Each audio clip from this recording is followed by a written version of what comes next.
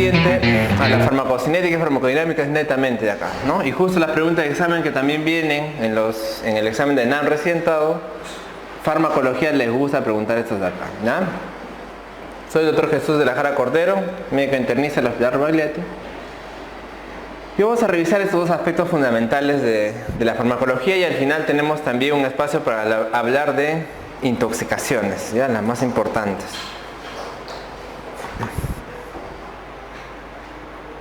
Ya, si ustedes se acordaban la definición anterior, ¿no?, de fármacos, habíamos dicho que los fármacos eran sustancias, eran partículas que podían cambiar, ¿no?, alguna función del cuerpo humano.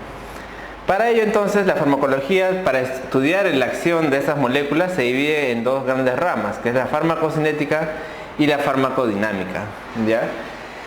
¿Qué va a estudiar la farmacocinética? La farmacocinética va a estudiar la evolución del medicamento en el cuerpo, ¿sí? La evolución del medicamento, que puede ser la pastilla, la ampolla, etcétera, en su paso a través del organismo del cuerpo, en función del tiempo y la dosis del mismo. Esta farmacocinética debe interpretarse como un proceso dinámico, donde los procesos que vamos a hablar ahora ocurren simultáneamente a veces, ¿está bien? Pero nosotros los estudiamos por separado para un mejor aprendizaje, ¿no? La farmacocinética, como tradicionalmente se dice para abreviar y resumir esto, es lo que el organismo le hace al fármaco, ¿no? Este concepto es sencillo, pero es fácil de recordar, ¿no? Y farmacodinámica será lo contrario. Farmacodinámica será lo que el fármaco le haga al organismo. ¿Ya? Entonces hay muchos conceptos fundamentales que vamos a ir aprendiendo, ¿no? Volumen de distribución, receptor de proteína G, antagonista, agonista, para saber nosotros en dónde se enmarca acá uno de estos conceptos, si farmacocinética o farmacodinámica, simplemente recordamos. Todo lo que el organismo hace al fármaco es farmacocinética, y lo que el fármaco le hace al organismo, eso de ahí es farmacodinámica. ¿Ya? Entonces, farmacocinética trata de cómo el organismo va a cambiar el fármaco, lo va a descomponer, lo va a absorber, lo va a distribuir, lo va a eliminar. Ya, eso de ahí es farmacocinética. Y acá están resumidos los principales procedimientos de la farmacocinética. Doctor, esto de acá es medio complicado, en verdad me mareo. Sí, lo que pasa es que eso tienes que aprenderlo porque es muy importante, ¿ya? Pero fácilmente nos acordamos. Liberación, absorción del fármaco, distribución, metabolismo y eliminación o excreción, ¿ya? Eso de ahí es, ¿qué es el ADME? Es el proceso, el conjunto de procesos en la farmacocinética a través del cual sigue el fármaco. Por eso esto de acá representa lo que el cuerpo le hace al fármaco, ¿ya? La liberación solamente lo tienen algunas partículas, no todos los fármacos pasan por este proceso, ¿ya? Pero la liberación más que todo es cuando el fármaco va a ser liberado de su envoltura, por ejemplo una cápsula, ¿no? Eso de ahí va a salir el fármaco, entonces eso de ahí es liberación. ¿Qué es la absorción? La absorción es el proceso, ahora vamos a estudiarlo más adelante por separado, pero por el cual el fármaco pasa desde la vía de entrada hasta el componente vascular. En resumen, el fármaco desde que ingresa hasta que pasa la sangre.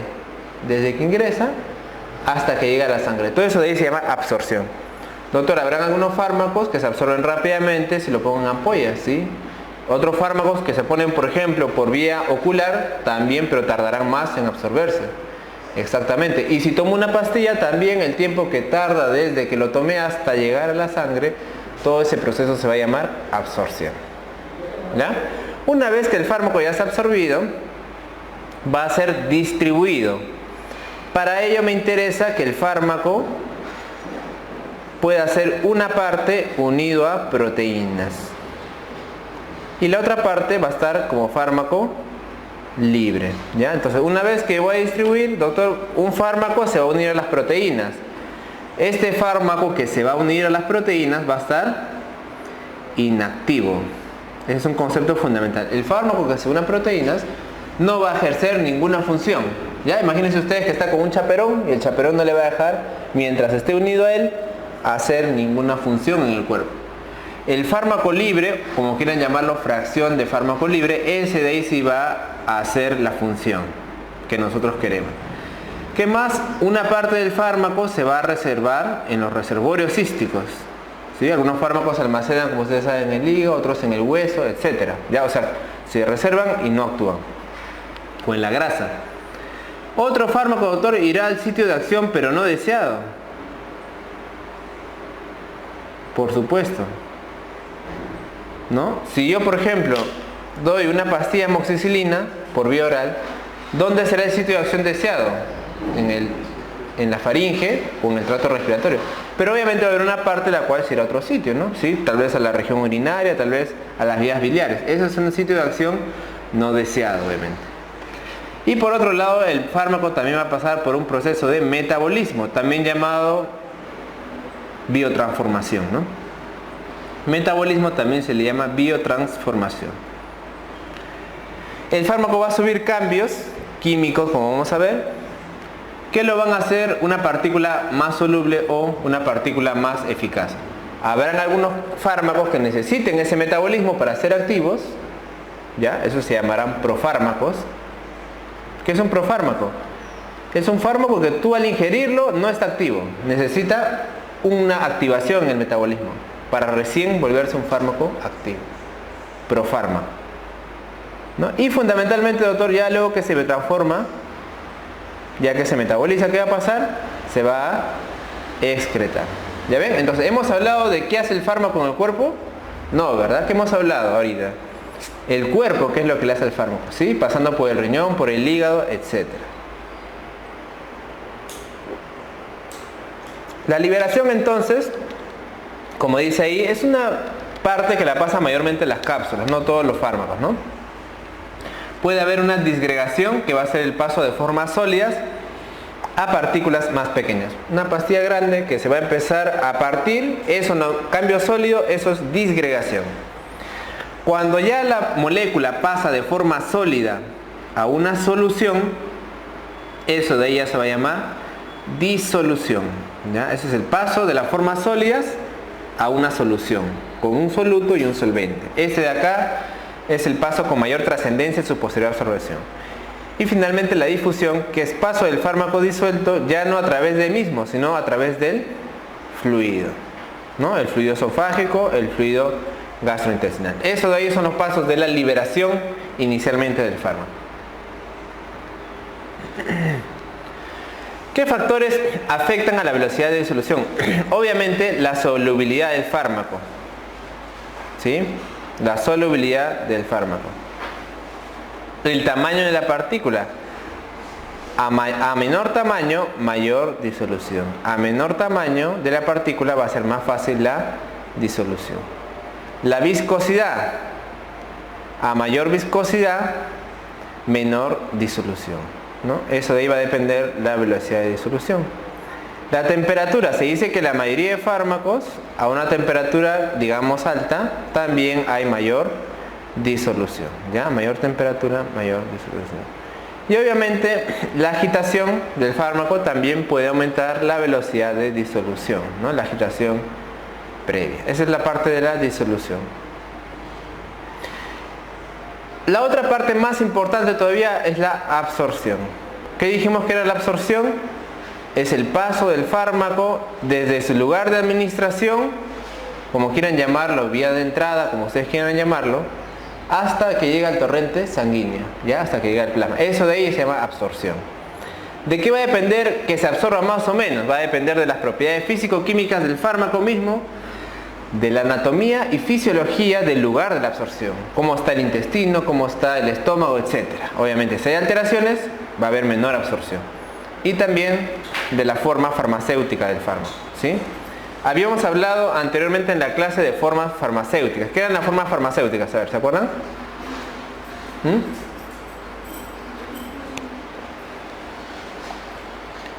Un ejemplo de forma farmacéutica.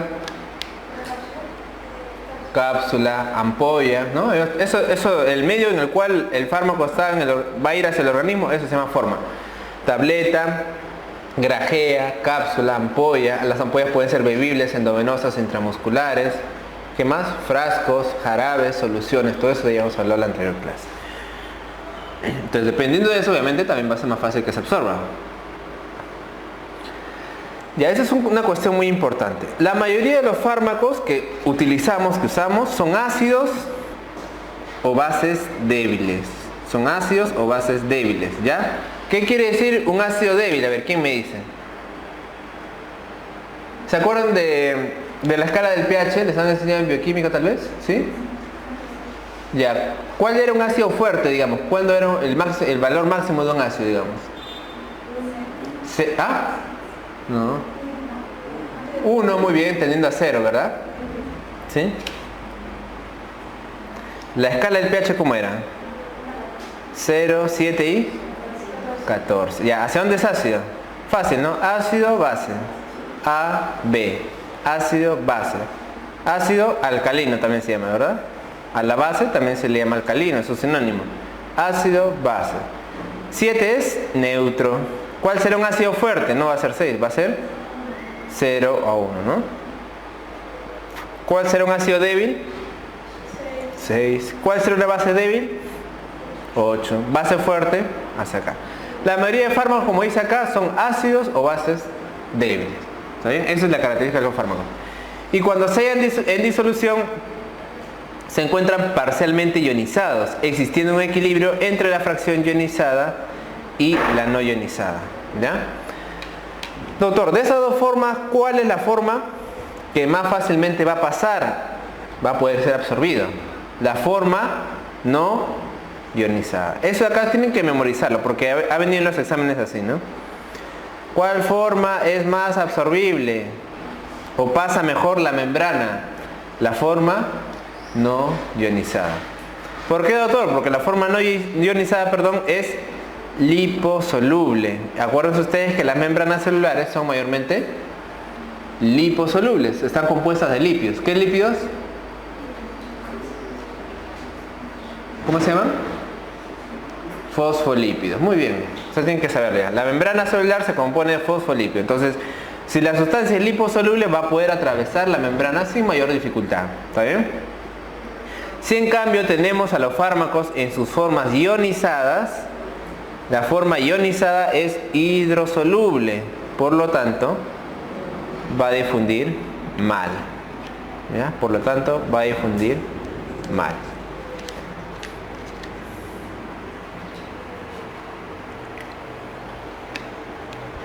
Ahora, el pH del entorno va a influenciar también en su absorción, debido a su capacidad para ionizar a estas moléculas.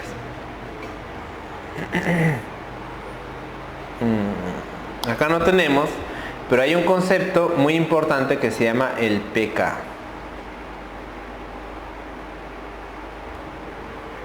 ¿Sí? ¿Qué significa pK? pK es el pH de un fármaco, de una partícula, a la cual la mitad del mismo va a estar en su forma ionizada.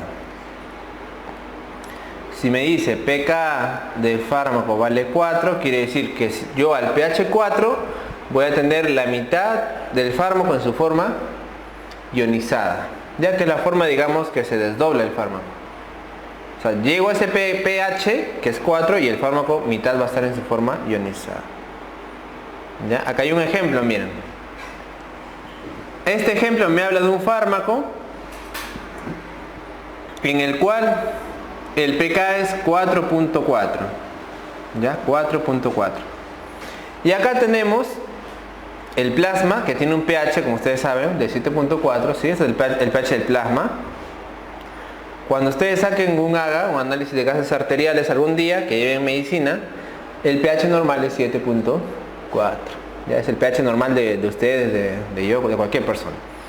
Y miren acá el jugo gástrico, el pH es de 1.4. Ya, el pH es de 1.4. ¿Qué sucede acá, doctor? Mira, acá el pK es 4.4. Quiere decir, este de acá es un ácido débil. Al pH de 4.4, ¿qué va a pasar? La mitad de sus partículas van a estar en su forma ionizada. ¿Cuál es la forma ionizada, doctor? Esta de acá, ¿verdad? ¿Sí? ¿Qué era ionizado? Cuando tenía una carga positiva o negativa. ¿Sí? Eso es ionizado, ¿verdad? ¿Qué es una partícula ionizada? Cuando tiene una carga ya sea positiva, un cation, o una carga negativa, un anión. En resumen, para que no se me mareen, como les he dicho, la forma no ionizada, que vendría a ser esta de acá no ionizada, va a ser la que va a atravesar la membrana. ¿Por qué? Por lo que les dije, que era la forma liposoluble. ¿Sí? Por lo tanto, acá, como ven en este gráfico, me quiere decir que la forma no ionizada es la que va a pasar rápidamente la membrana. Y la forma ionizada más bien se va a quedar en el espacio. Doctor, acá me dice que la concentración de la forma ionizada es 1000 y la forma no ionizada es solamente 1. ¿Qué quiere decir? Que acá obviamente el pH llegó hasta 7.4, por lo tanto la forma ionizada empezó a subir, ¿no? En cambio, cuando estuvimos a un pH de 1.4, que es el pH del estómago, ¿qué pasó? La forma no ionizada más bien se incrementó, ¿sí? Porque el pK, ¿cuánto era? 4.4. Acá el pH está muy bajo, ¿verdad? Entonces la forma no ionizada es como 1 y la forma ionizada es como 0.001. ¿Ya? Entonces, como les digo, como ustedes pueden ver en este gráfico, que me resume que el pH del medio va a influenciar en la absorción, ¿sí? En la absorción. Habrán algunos medicamentos que necesiten absorberse en el estómago justamente por esto, ¿no? Por su pK, ¿no? Por su pK. Dependiendo del pK del fármaco, se va a absorber más o se va a absorber menos. ¿Por qué, doctor? Como hemos dicho, la forma no ionizada es la única que va a poder atravesar la membrana celular. Muy bien, ¿quedó claro ese concepto? Ya, ese es uno de los conceptos un poco más complicados. Pero esto de acá es lo que les pueden preguntar. Forma ionizada no pasa, forma no ionizada sí pasa la membrana. ¿Qué más, doctor? Depende de la gran superficie de absorción, ¿sí? ¿Qué pasa si nosotros tenemos un paciente que se ha operado el intestino? O se ha hecho una cirugía, por ejemplo, bariátrica para disminuir de peso y se ha cortado el estómago. Va a haber menor superficie de absorción, ¿sí? Si hay una persona que tiene una enfermedad del colon, como enfermedad de Crohn, por ejemplo, también va a tener menor superficie. Si tenemos una persona normal, todas las vellosidades van a poder absorber el fármaco. También otro factor para determinar la absorción. El elevado flujo sanguíneo. ¿Qué pasa si tenemos bastante intestino, pero que no está irrigado de la sangre? No se va a absorber, ¿sí? O ante una isquemia, que es una enfermedad, ¿no? Isquemia intestinal, como un infarto del intestino. ¿Qué va a pasar? También no se va a poder absorber. ¿Qué más? La presencia de bilis. El mecanismo de transporte del fármaco también puede absorber la absorción. La cantidad de alimento que ingiramos. Habrán algunos medicamentos que si comemos demasiado, más o menos se van a absorber en menor cantidad. El volumen o la velocidad de vaciado, ¿sí? Si el vaciado gástrico es muy rápido, probablemente el fármaco se va a absorber menos, ¿no? Porque se vacía rápidamente y el fármaco no va a poder pasar por el intestino. Consistencia del contenido gástrico. Obviamente, si tenemos un contenido más líquido, se va a absorber más rápido que un contenido semisólido o que un contenido sólido, ¿ya? Entonces el contenido que está en el estómago a la hora de tomar la pastilla también va a influir en la absorción del fármaco. La temperatura del alimento. El alimento, si está más frío, va a absorberse más rápido el fármaco que si está caliente, ¿ya?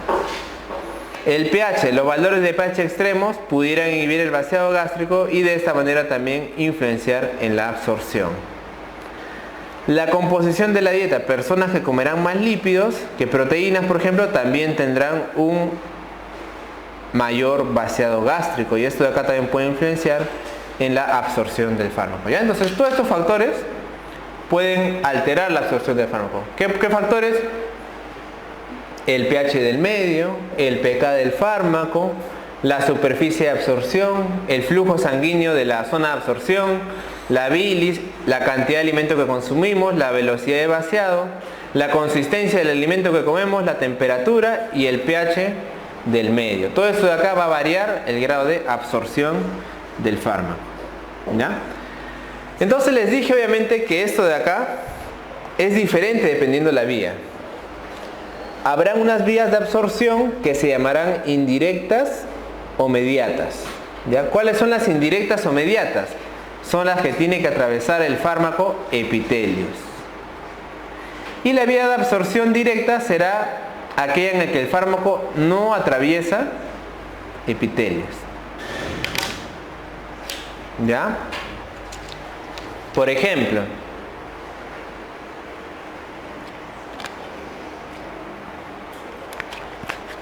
en la vía oral, el fármaco tiene que atravesar el epitelio, ¿no?, intestinal del estómago. Es una vía indirecta. La vía bucal o sublingual también tiene que atravesar el epitelio de la lengua. La vía rectal, obviamente, también tiene que atravesar el epitelio del recto, y la vía rectal generalmente pues se absorbe ahí mismo, ¿no? En las hemorroides pasan por ahí el fármaco y se absorbe la sangre, pero tiene que pasar por un epitelio. La vía respiratoria, ¿cuál epitelio tiene que pasar? El epitelio respiratorio, ¿no?, de los alveolos, etcétera, ¿no? La vía cutánea también, ¿no? La vía conjuntival y la vía genitourinaria. Acá está lleno de epitelios, por lo tanto es una vía de absorción indirecta o mediata, ¿ya? Y la vía de absorción directa o inmediata es aquella que no atraviesa epitelios. La vía subcutánea, por ejemplo, ¿no? ¿Qué hay debajo del subcutáneo? Grasa, ¿no? Grasa y luego sangre. No atraviesa epitelios. Vía intramuscular, ¿atraviesa epitelios? Ninguno, porque llega al músculo de frente. El músculo no es un epitelio. Y del músculo pasa la sangre. La vía intraperitoneal, ¿qué epitelio atraviesa? Ninguno, porque llegamos directamente a la cavidad peritoneal y nada más. La vía intrapleural, igualmente, entramos a la pleura del pulmón, nada más. Intraarticular, entramos a la articulación donde no hay ningún tipo de epitelio. Intraósea, intratecal, que es la parte donde pones en la columna vertebral, ¿ya?, en el espacio subaracnoideo. Vía intraneural y obviamente la vía intravascular. ¿Ya? Aquí no atravieso epitelios. ¿Ya? Entonces, cada uno de estos va a tener una vía diferente de llegada, pero al final el objetivo es que el fármaco se absorba, ¿no? Obviamente algunas vías no me conviene que el fármaco se absorba realmente. Por ejemplo, a ver, ¿quién me puede mencionar de estas? ¿Dónde no me conviene que el fármaco se absorba? A ver.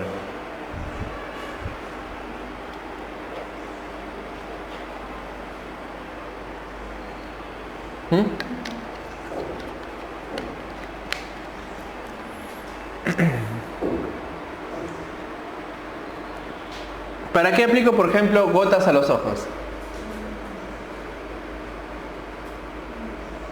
¿Qué efecto espero encontrar?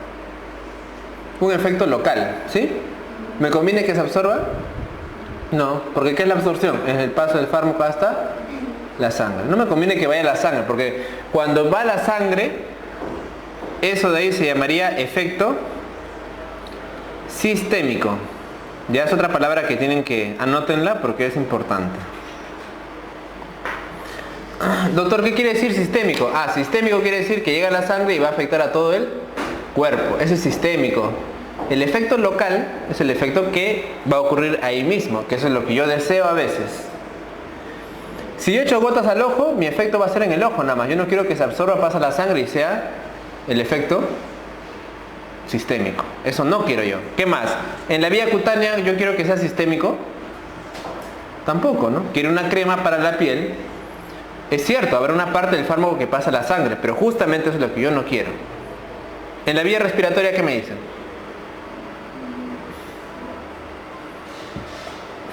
A ver, ¿quién me menciona un ejemplo de fármaco de vía respiratoria? Salbutamol. Ya, ¿me interesa o no que pase a la sangre? ¿Dónde tiene que hacer el efecto? En los bronquios nada más, ¿sí? Por eso, obviamente, no doy salbutamol ni en ampolla, ni en jarabe, ni en pastilla. Sino ¿para qué crear el aerosol? Justamente el aerosol se ha creado para que el fármaco actúe localmente y no se absorba. ¿Qué pasa si las gotas, por ejemplo, que yo utilizo para dilatar el ojo, por ejemplo la procamida, pasara a la sangre? La procamida es un anticolinérgico que puede ocasionar bradicardia. Entonces, si pasa a la sangre, puede ocasionarme bradicardia en el corazón. Si se queda en el ojo solamente, ningún problema. ¿Está bien? Entonces por eso le digo, algunos fármacos me convendrá que se absorban y otros fármacos no me va a convenir que se absorban. Mayormente los que son por vía local no quiero que se absorban, ¿sí? ¿Por qué se ha creado para el asma los corticoides inhalados, ¿no? Por ejemplo, la beclometasona, ¿no? Beclometasona en aerosol. ¿Para qué se ha creado en aerosol? Precisamente para disminuir la cantidad de efectos adversos sistémicos de los corticoides. Cuando los corticoides se toman en pastilla o en ampolla, tienen más efectos adversos sistémicos. Si lo tomo en aerosol, va a tener menos efectos sistémicos. Muy bien. Y en la vía directa, como les digo entonces, ¿cuál de estas vías ustedes creen que no va a tener proceso de absorción? A ver, ¿qué me dice? La vía intravascular. ¿Sí? Pregunta de examen, eso ha venido varias veces en los exámenes de NAND recién dado. ¿Cuál es la vía de las siguientes que no pasa por el proceso de absorción? Tú dices, bueno, absorción es el paso de la entrada de la sangre. La vía intravascular es una vía directa, por lo tanto no va a tener proceso de absorción. ¿Ya? Fácil, eso de ahí ha venido varias veces y va a seguir viniendo seguro. Doctor, ahora quiere usted que me explique cuáles son las diferencias más importantes. ¿Por qué a veces yo elijo darle en ampollas? ¿Por qué a veces subcutáneo? ¿Por qué a veces intramuscular? Etcétera. Vamos a hablar a grandes rasgos. La vía endovenosa, como hemos dicho, se evita la absorción. ¿Cuál es el beneficio de la vía intravenosa? Efectos potencialmente rápidos, muy bien, inmediatos. La ampolla sanguínea es uno de los más rápidos que actúa, el más rápido. ¿Qué más? Adecuada para la administración de volúmenes grandes. Y sustancias que pueden ser irritantes, ¿no? O sea, tú puedes ponerle a la vena, puedes poner 1 litro, 2 litros, 3 litros, no pasa nada, ¿sí? Eso no puedes hacer en otras vías. ¿Para qué me sirve especialmente? Sobre todo en uso de situaciones de urgencias. ¿Por qué? Porque me actúa rápido y porque el paciente a veces está inconsciente, ¿sí? Viene inconsciente en la emergencia, no voy a darle pastilla, nada, de frente le mando a la vena, ¿ya? En urgencia. ¿Qué otra cosa, doctor? Permite ajustar la dosis. ¿Por qué? Este concepto es un poco más difícil, pero ustedes cuando tienen vía endovenosa pueden ponerle acá una bombita. ¿Han visto alguna vez en un hospital una bombita de administración de fluidos? Cuando vean es una cajita blanca en la cual acá está el frasco, pasa la manguera, en la manguera pasa por como si fuera un reloj, sale y va al paciente. Entonces esa cajita se programa para contar a cuánto va a ir en velocidad, 10 cc por hora, cuánto va a ir despachando poco a poco el fluido. Por lo tanto me permite ajustar la dosis, porque si yo empiezo por ejemplo a 10 cc por hora, le puedo bajar a 5, a 2 o le puedo aumentar. Eso de ahí no puedo hacer con una pastilla, ¿verdad? La pastilla le doy y ya se acabó. Le doy la pastilla, se acabó. En cambio en la vía endovenosa puedo ajustar la dosis, aumentar y bajar. Es otra utilidad.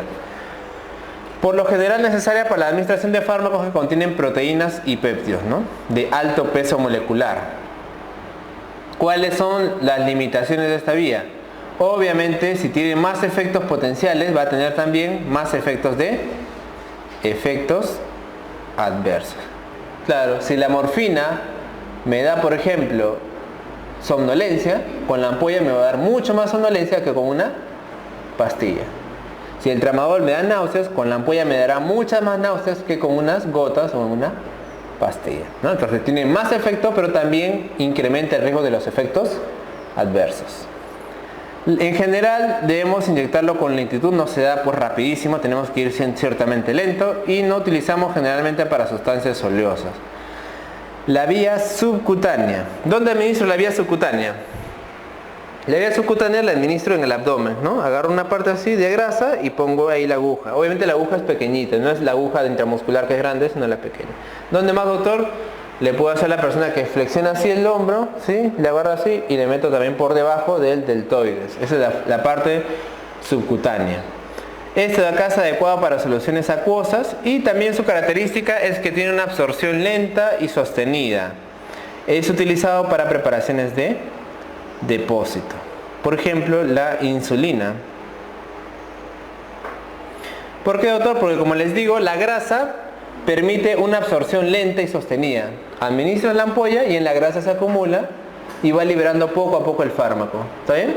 Eso se llama depósito. La grasa es depósito y va liberando poco a poco el fármaco. Si lo pongo a la vena, el fármaco actúa de una vez. En la grasa se deposita y se va liberando. Ya. Adecuada para soluciones poco solubles y para aplicación, como les digo, de implantes de liberación lenta. Limitaciones: no puedo usar volúmenes grandes, obviamente. Acá no le puedo poner mucho, ¿no? 10, 40 cc, no le voy a poner 2 litros, por ejemplo, en la grasa, ¿no? Como en la vía endovenosa, que es normal. Y puede haber efectos como dolor o necrosis. Si le aplico sustancia irritante a la grasa se necrosa. Horrible, ¿ya? Se vuelve negra, se puede infectar, se hace una chanfaina, ¿ya? Esa es la grasa. Vía intramuscular es adecuada para soluciones acuosas, también tiene una absorción lenta y sostenida, ¿ya? Pero no tanto como la vía subcutánea, pero también. En la intramuscular tradicionalmente se dice que tenemos volúmenes moderados, o sea, un intermedio entre lo subcutáneo y lo endovenoso, ¿ya? Volúmenes moderados, podemos más o menos administrar volúmenes moderados. Apropiada para la administración por el propio paciente. Acá nos ponen el ejemplo de insulina, pero insulina acá no lo usamos mucho de esa manera, ¿ya? Pero por ejemplo en Estados Unidos les digo a los pacientes que tienen alergias, anafilaxia, por ejemplo, no sé, a las almendras, ¿no? O a las nueces, ¿sí? Ellos tienen, a veces les hacen llevar en su, ¿qué les digo?, en su cartera a las mujeres, una jeringa preparada de adrenalina, ¿ya? Que se usa para las anafilaxias. De tal manera que si la persona come algo y le da la anafilaxia, agarra su jeringa y se lo pone en la vía intramuscular, ¿no? La vía intramuscular puede ser en la nalga, pero también puede ser en el muslo, ¿ya? Entonces, ¿no?, le da su alergia, agarra su autoinyectable y listo. Ya, eso de ahí se hace, por ejemplo, allá, ¿ya? Y acá también se está propugnando usar ese tipo de cosas. Limitaciones: no hay que usarlo durante el tratamiento con anticoagulantes. Ya eso es algo a veces que nos olvidamos. Estamos en el hospital, hay un paciente que está con anticoagulantes y le ponemos intramuscular. Terrible, terrible. ¿Por qué? Porque si está usando anticoagulantes puede sangrar, o sea, le pones en el músculo, le haces un pequeño sangrado y eso de ahí se puede infectar, ¿ya? Eso hemos visto algunas veces.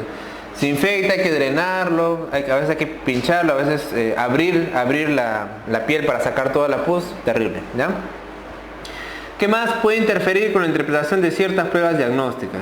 Lo que pasa es que hay una enzima, no sé si se acuerdan, les han enseñado, la queratina sinasa, les han enseñado, por ahí han escuchado, la CK o la CPK. Es una enzima de daño muscular, ¿no? Entonces si yo le pongo una ampolla intramuscular, a veces se eleva, pero no quiere decir que el paciente esté mal, ¿ya? La CPK es una enzima que también se usa para diagnosticar infarto de miocardio, por si acaso. La administración oral, doctor, ya mira, acá la absorción, una de las cosas que es malo es que es una absorción muy variable, ¿no? Porque lo demás no hay mayor problema en la absorción, ¿sí? Intramuscular, subcutánea. Pero en la vía oral hay tantos factores como les he mencionado antes, ¿sí? La superficie de absorción, si ha comido o no, que está frío, todo eso de ahí va a variar, entonces va a hacer que la absorción sea muy variable. Tú le das una pastilla a una persona y la puede absorber de una manera y otra persona lo va a absorber de otra manera, o sea, muy variable la absorción, ¿ya? Depende de muchos factores, como hemos dicho. La ventaja es que obviamente es la más económica teóricamente, ¿no? Lo más barato son las pastillas, la más conveniente, y se considera también que es la más segura. ¿Por qué, doctor? Porque se supone que es fisiológico. El fármaco va a entrar, se va a absorber, ¿no? Va a ser metabolizado en el hígado y luego recién se va a distribuir, ¿no? A diferencia que tú le pongas una ampolla de frente y ya puede pasar cualquier cosa. Como es más fisiológico, se considera que es lo más seguro. Limitaciones: que requiere apego terapéutico del paciente, ¿sí? Si el ancianito se olvida de tomar sus pastillas, todo el tratamiento se acaba, ¿no? No puedes tú evaluar el tratamiento. El paciente tiene que tener un apego terapéutico, tiene que cumplir exactamente como le decimos. Y además, como les digo, la biodisponibilidad también puede ser errática o incompleta, ¿ya? Entonces, eso, digamos, son una de las limitaciones de la vía oral. En la vía endovenosa, en la subcutánea, como el personal de salud es el que aplica, entonces hay más cumplimiento del tratamiento. ¿Qué es la biodisponibilidad, doctor? Ya que hemos hablado de ese concepto, acá tenemos que hablar de varios conceptos. La biodisponibilidad es el porcentaje de dosis del fármaco que llega inalterada a la circulación general y la velocidad a la que dicho acceso se produce. Ya hay dos conceptos, biodisponibilidad en velocidad y otra en magnitud. Generalmente nosotros nos referimos a la biodisponibilidad en magnitud. Cantidad de dosis aprovechada. Cantidad de dosis aprovechada. Por ejemplo, si nosotros administramos 100 miligramos, imagínense ustedes, de aspirina y a la circulación general me llegó 80 miligramos, la biodisponibilidad ¿cuánto sería en este caso? 80%.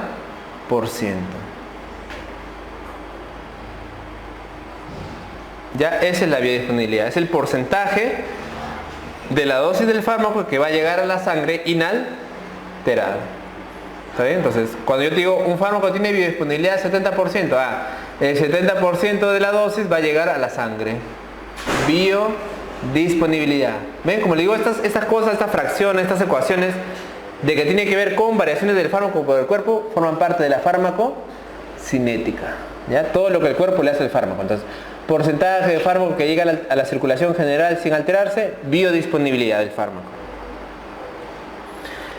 ¿Qué es el efecto del primer paso? Es la pérdida del fármaco por metabolismo del mismo antes de llegar a la circulación sistémica. El efecto más importante se realiza en el hígado. Pregunta de examen también. Eso de acá le van a preguntar seguro también si llevan el curso. El efecto indeseado, porque es un efecto indeseado, del primer paso se lleva a cabo en el hígado. ¿Ya? También hay en el intestino pulmón, pero en el hígado es lo más importante. ¿Qué quiere decir esto, doctor? O sea que el fármaco ingresa al intestino, ¿no? En el intestino, en el estómago se absorbe y en vez de ir a la circulación sistémica, se va a la circulación del hígado, a la circulación portal. ¿Está bien? Va a dar una vuelta, 2 vueltas, 3 vueltas y luego va a volver a la circulación sistémica. Se va a absorber por el intestino y se va a repartir a todo el cuerpo. ¿Ya? Entonces, digamos, es como si fuera una ruleta en la cual se mete el fármaco antes de ir a la circulación sistémica. Ese se llama efecto de primer paso. Obviamente es un efecto indeseado, va a representar una pérdida del fármaco.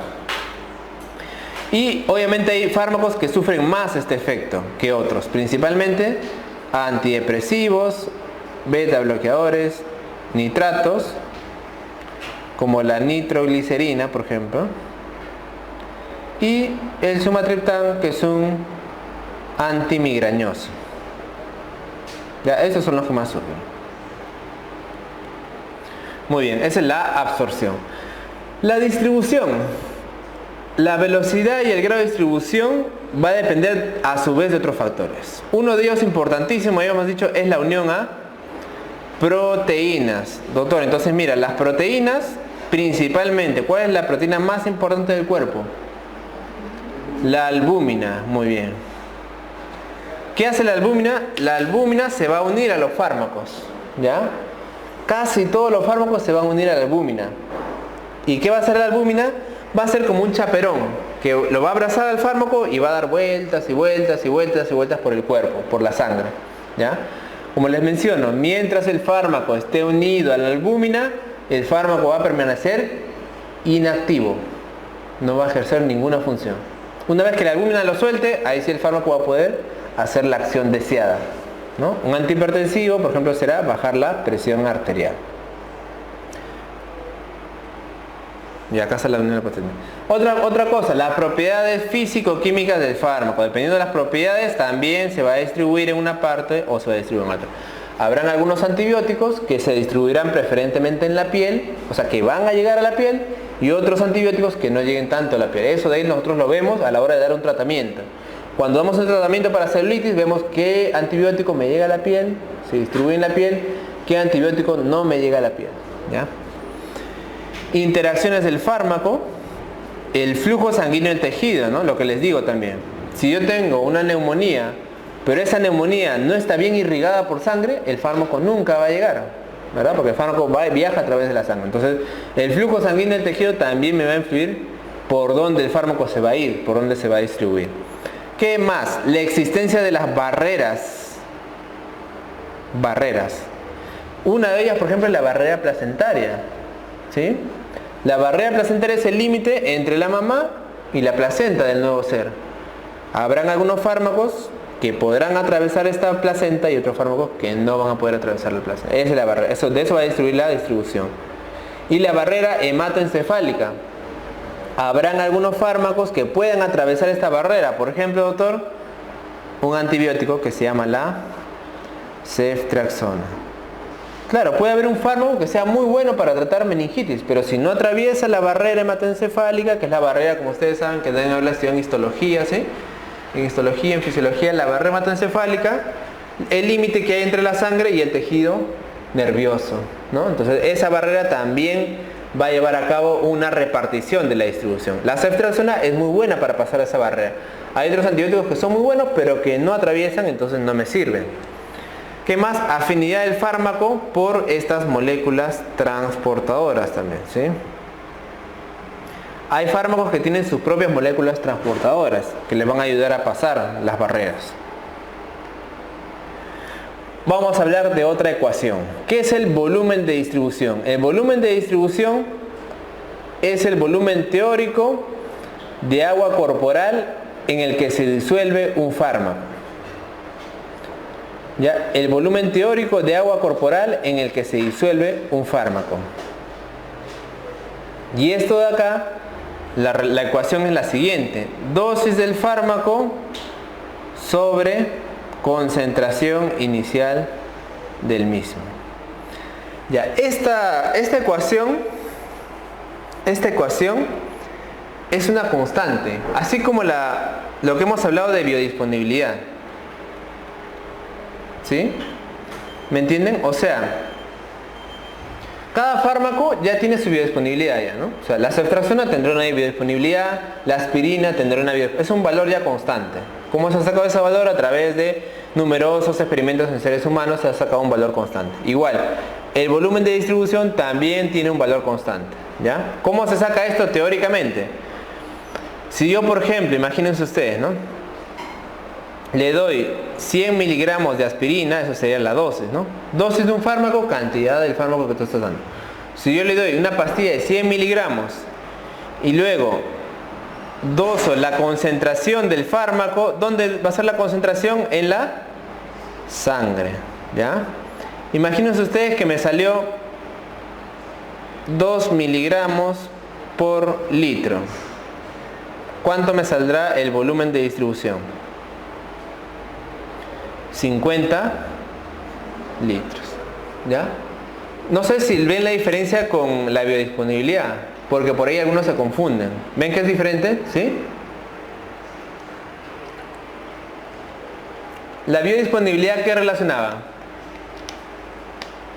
La biodisponibilidad relacionaba porcentaje del fármaco que llegaba a la sangre, ¿no? Con respecto a la concentración inicial, ¿ya?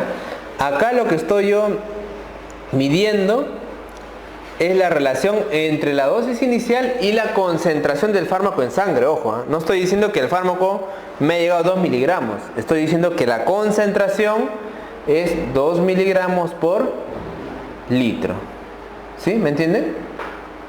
¿Me entienden? Una cosa es que yo diga, ingreso 100 y ¿cuánto me lleva la sangre de esos 100? 80 miligramos, ¿no? Eso es lo que ha llegado. Pero otra cosa muy diferente es la concentración. La concentración es una razón entre la cantidad de fármaco sobre litros de sangre, ¿sí? Por eso cuando yo te mido, por ejemplo, la hemoglobina, mido 8 gramos por decilitro, ¿no? La concentración es una relación entre cantidad y volumen. Por eso, entonces, la concentración de la aspirina, imagínate que fue 2 miligramos, le saqué una prueba de sangre y me salió 2 miligramos por litro. Esa es concentración. ¿Ya? Entonces, 100 entre 2 me salió 50 litros. ¿Qué quiere decir, doctor? O sea, teóricamente, esto no es la realidad, pero teóricamente 50 litros es la cantidad de sangre o la cantidad de líquido que yo necesitaría para disolver 100 miligramos de aspirina, ¿no? Por eso me dice, es el volumen teórico de agua corporal en el que se disuelve el fármaco. Entonces no es un volumen que me va a servir de algo así específico, simplemente me va a servir para poder comparar diferentes volúmenes de distribución de los fármacos. Claro, y según eso es una característica de distribución del fármaco. ¿Está bien? O sea, es un número que no va a servir, digamos, de algo práctico, pero es un valor por el cual se va a medir el fármaco con respecto a otros. Entonces, como les digo, cada fármaco ya tiene todo esto. Si ustedes buscan, por ejemplo, ahorita en su casa, como les enseñé, ceftriaxona, valores farmacocinéticos, van a encontrar, ¿no? Biodisponibilidad 70%, volumen de distribución 3 litros y así, ¿no? Cada fármaco ya tiene su propio biodisponibilidad y su propio volumen de distribución. ¿Está bien? La unión a proteínas también, igual. La ceftriaxona va a tener unión a proteínas, imagínense, 45%. O sea, cada fármaco ya va a tener todos sus parámetros farmacocinéticos. ¿Está bien? Entonces, estos parámetros farmacocinéticos, ¿para qué me sirven? Para describir cómo es el fármaco, para conocer a estos fármacos. ¿Qué factores van a influir en la unión a proteínas plasmáticas? La edad del paciente, ¿sí? Los recién nacidos, los bebitos, van a tener menor unión a proteínas porque las proteínas son inmaduras, por lo tanto mayor fracción libre del fármaco.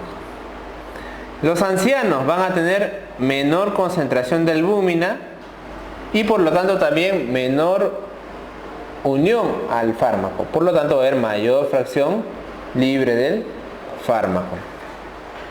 La gestación, las mujeres gestantes, menor unión a proteínas, también va a haber mayor fracción libre del fármaco, ¿sí? Entonces, ¿qué otros factores van a influir en la unión a proteínas? Obviamente, personas que tengan disminución de la albúmina, ¿sí?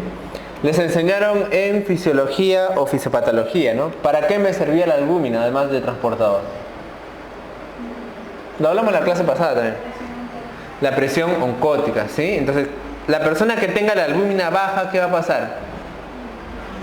Va a tener salida de líquido y por lo tanto edemas. Entonces, en situaciones clínicas en las cuales el paciente tenga baja de albúmina, también va a haber disminución de la unión a proteínas. Entonces, hay ejemplos. Por ejemplo, insuficiencia renal, insuficiencia hepática, quemados, ¿sí? Los grandes quemados obviamente pierden proteínas, ¿no? Toda la piel se quema, se pierde y se pierde abundante cantidad de proteína. Entonces también van a hinchar, por eso los quemados se hinchan, ¿no? Una persona que se quema se hincha luego, por eso. Malnutridos, obviamente los alcohólicos y los abuelitos. Entonces, este es un parámetro importante porque en los pacientes que estén desnutridos, que tengan insuficiencia renal, a veces hay que corregir la dosis de fármacos para que puedan absorberse mejor. ¿Está bien? Ahora, les voy a decir una cosa que es muy importante y que espero que no nos maree.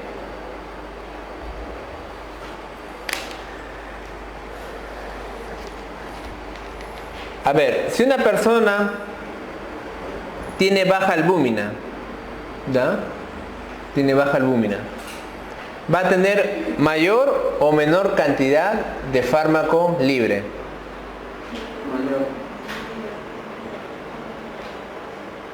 Menor albúmina, mayor fármaco libre. Ya, por lo tanto, va a tener mayor eficacia del fármaco o menor eficacia del fármaco.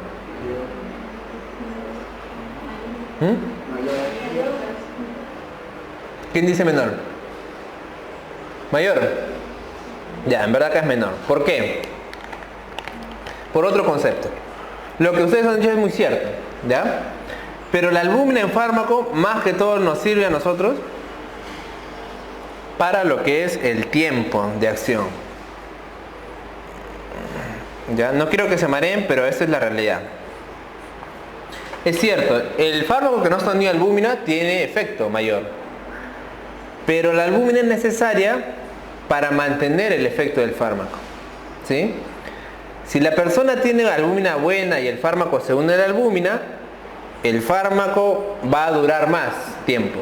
¿Está bien? ¿Por qué, doctor? Porque se supone que la albúmina lo limita, pero mientras más albúmina tenga, la albúmina lo va a ir poco a poco liberando al fármaco. ¿Está bien? Entonces, si yo tengo una persona que tiene poca albúmina, el fármaco se va a acabar rápido. ¿Está bien? Tiene efecto, pero se acaba rápido.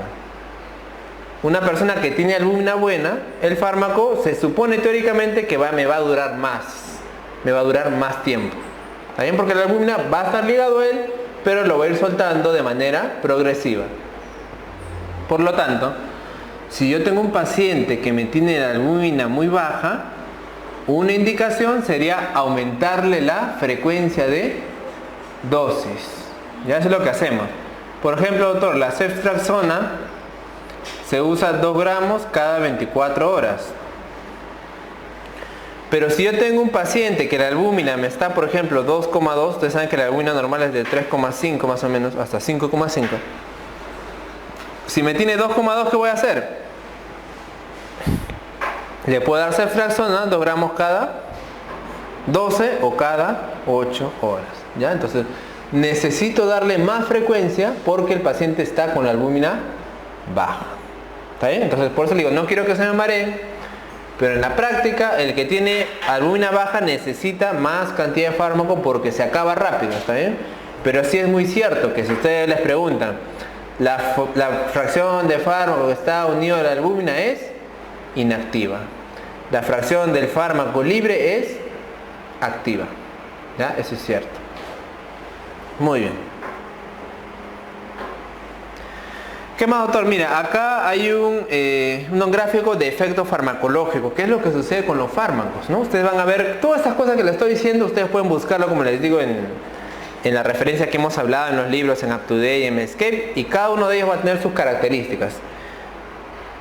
Biodisponibilidad, tiempo de día media que vamos a hablar, volumen de distribución, efecto máximo, etc. Todo fármaco, acá está el fármaco, ¿está bien? Entonces empezamos. Va a empezar a medida que lo damos y se vaya absorbiendo con su efecto farmacológico. Acá, en esta concentración vamos a tener el inicio del efecto farmacológico. Vamos aumentando y va a llegar a un lugar donde sea el efecto máximo, ¿sí? Acá, por ejemplo, eso es lo que ustedes van a ver en un fármaco, ¿no? Enalapril, tiempo de efecto máximo a las 2 horas. ¿Qué quiere decir? Que a las 2 horas el fármaco alcanzó su efecto máximo. Y luego, ¿qué va a pasar? Va a ir disminuyendo el efecto.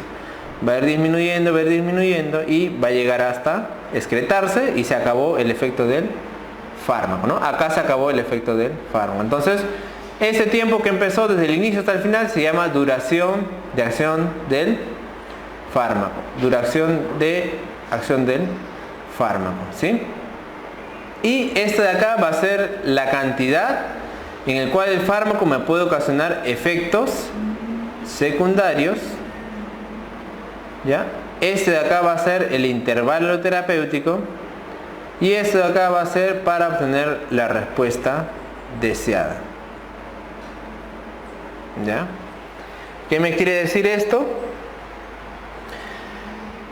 Imagínense ustedes que acá la concentración del fármaco, la concentración del fármaco aquí va a empezar a dar la respuesta deseada. ¿Está bien? Fácil. Yo doy, por ejemplo, 20 miligramos de enalapril, que es un antihipertensivo. Llegará, por ejemplo, acá, que esa es la concentración de 8, y a esos 8 miligramos, o sea, a una concentración dada, porque esto todo es como decir esto es estadística y química, ¿ya? A una concentración dada el fármaco va a empezar a tener el efecto antihipertensivo, ¿sí? Empezó una pastillita, pasó un minuto, se absorbió, llegó más tiempo y cuando llegó una concentración, recién tuvo el efecto de bajarme la presión arterial, ¿sí? Va a seguir aumentando la concentración del fármaco hasta llegar a un punto en el cual su efecto de bajar la presión sea máximo. Y luego posteriormente la concentración del fármaco se va a ir eliminando y va a ir descendiendo. ¿Está bien? Habrá un punto donde si yo doy, por ejemplo, en vez de una pastilla le doy 3 pastillas de enalapril, ¿qué va a pasar? Voy a llegar a un punto en el cual van a empezar los efectos secundarios, ¿sí? Entonces, si yo doy pastilla, va a llegar un momento en que me van a dar los efectos secundarios. ¿Qué son los efectos secundarios? Son todos los efectos que yo no deseo que el fármaco me haga, ¿sí?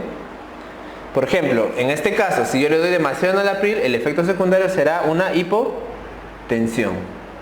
Con el tramadol puede ser, por ejemplo, náuseas o vómitos, el efecto secundario. Por lo tanto, el intervalo entre la dosis a la cual obtengo la respuesta y la dosis a la cual aparecen los efectos malos se llamará intervalo terapéutico. ¿Ya? Intervalo. ¿Qué es el intervalo terapéutico? Es el intervalo entre el cual la dosis que necesito para tener la respuesta que quiero y la dosis en la cual empiezan a aparecer los efectos secundarios. Pregunta, ¿me convendrá que este intervalo sea grande o sea pequeño?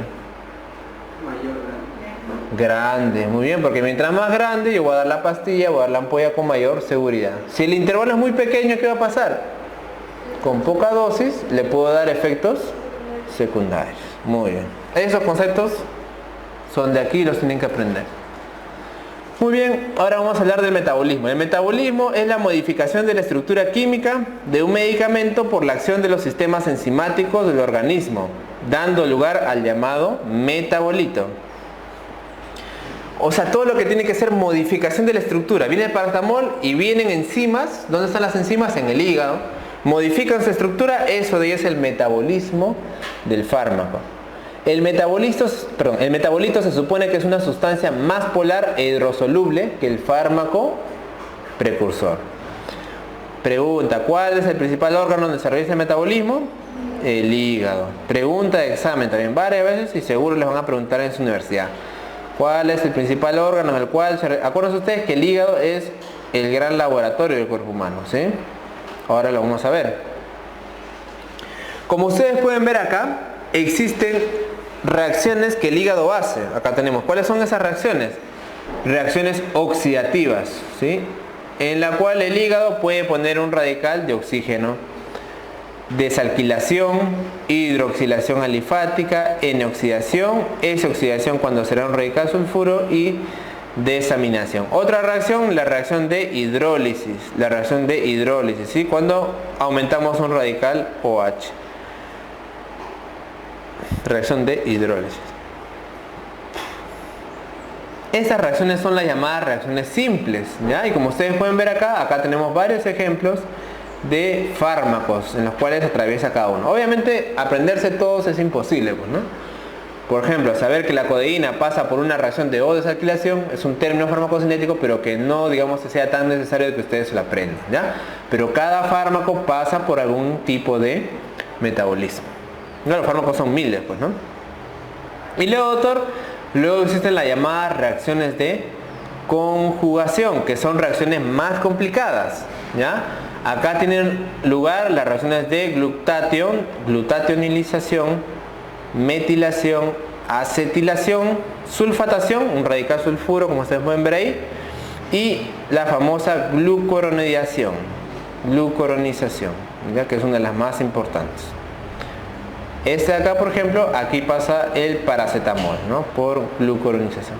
Vamos a ordenarnos, doctor, porque me mareaba. Ya mira, acá está dividido por fases, ¿no? Y justamente las reacciones de metabolismo se dividen en reacciones de fase 1 y reacciones de fase 2. Como les digo, la fase 2 es las últimas que hemos hablado, son las más complejas, las llamadas de conjugación. Las dos se realizan en el hígado, pero la segunda es más complicada. Tipos de conjugación hemos dicho: glucuronización, acetilación, glutationización, glicinación, sulfatación y metilación. Eso de acá les pueden preguntar cuáles son reacciones de tipo fase 2. Ya saben, glucuronización, acetilación, etc. Y las de fase 1 son las que hemos hablado, que son las reacciones, digamos, más simples, ¿no? Hidroxilación hemos dicho, oxidación, hidrólisis y las reacciones de reducción. Fácil. Reacciones redox, reducción, oxidación y reacción de hidrólisis. Eso de ahí son los dos grandes grupos de metabolismo que se realiza en el hígado.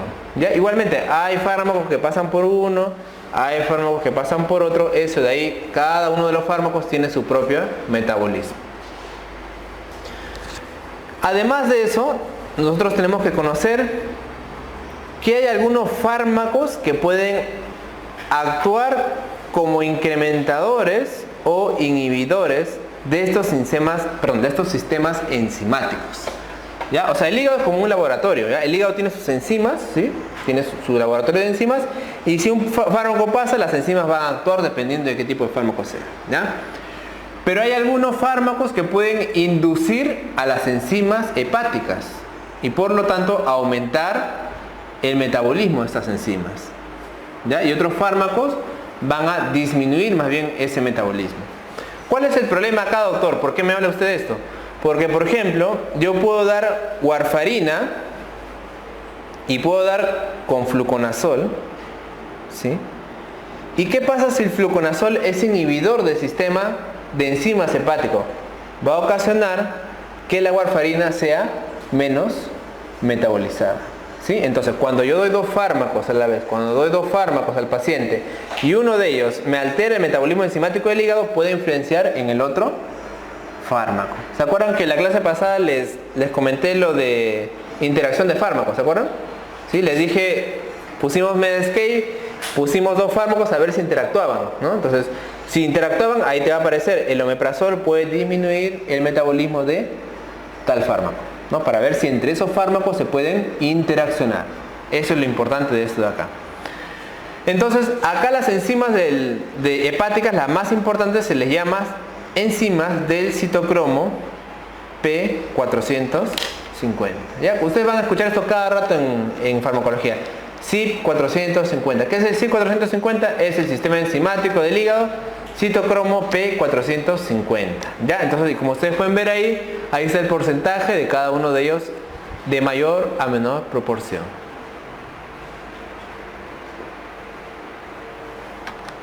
Ya tenemos el CYP3A4, 36%, CYP2A6 y así otro tipo de fármaco.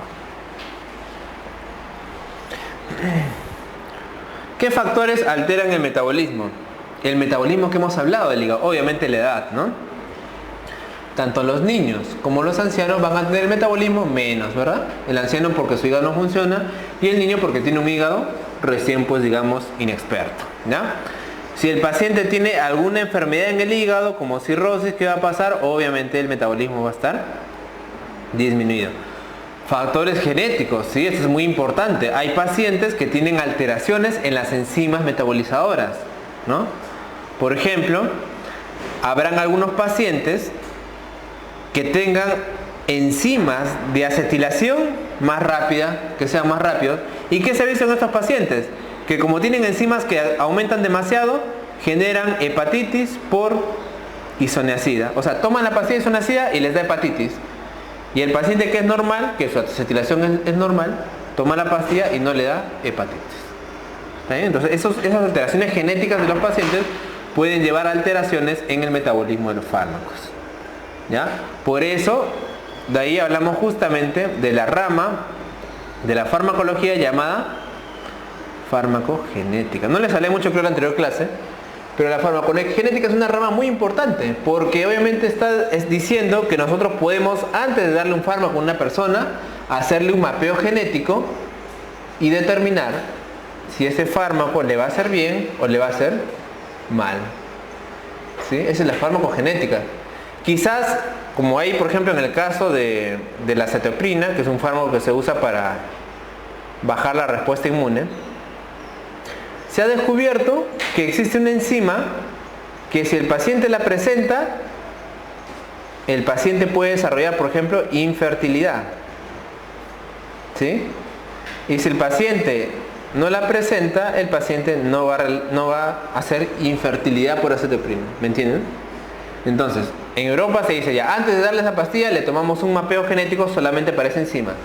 Si el paciente la tiene, ok, no le damos, y si el paciente no la tiene, le damos el fármaco. Eso de farmacogenética. ¿Ya? Y algún tiempo se espera llegar a algo así. Que antes de darle un fármaco nosotros probemos si el paciente es tolerante al fármaco o si es resistente al fármaco. ¿Ya? Eso ya sería en adelante. Pero de eso se tratan las alteraciones genéticas. ¿Qué más? La dieta hiperproteica puede aumentar el metabolismo oxidativo de algunos fármacos, ¿sí? El hábito de fumar también puede inducir el metabolismo de otros fármacos. Muy bien, miren ustedes justamente lo que les estoy diciendo. Acá tenemos un cuadro en el cual tenemos los principales fármacos que pueden ser inhibidores fuertes o inductores fuertes.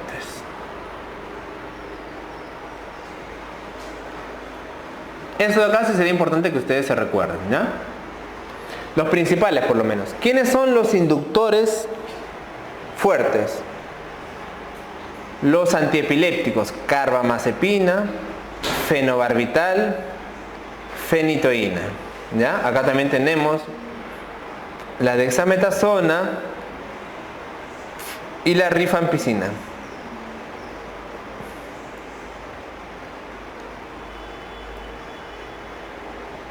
¿Cuáles son los inhibidores fuertes? Acá tenemos a la claritromicina, que es un antibiótico, y sobre todo a los azoles, que son antimicóticos. ¿Sí? Estos de acá los usamos para el tratamiento de los hongos, ¿no?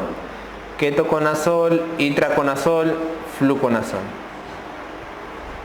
¿Ya? Y también algunos antivirales. Acá tenemos el indinavir, darunavir, etc. ¿Para qué me sirve eso, doctor? Como te digo, estos fármacos se van a computar como inductores. ¿Inductores de qué? ¿Perdón? Del CYP450. Inductores del sistema enzimático hepático. ¿Qué quiere decir? Que si yo tomo estos fármacos van a hacer que el sistema enzimático actúe más. Si yo tomo estos fármacos solos, no hay ningún problema, ¿verdad? Pero como les digo, si yo, además de estos, utilizo un fármaco que también se metaboliza por ese lado, ahí va a haber problemas. Como digo, si utilizo dos fármacos y uno de ellos se va a metabolizar por estos, entonces si tomo un inhibidor, va a inhibir la inducción, y si tomo un inductor, va a inducir a estas enzimas. Pregunta: si yo tomo un inductor, ¿qué efecto me va a tener en el fármaco que pasa por ahí? ¿Me va a aumentar la eficacia? ¿Me va a disminuir la eficacia? ¿Qué me dicen?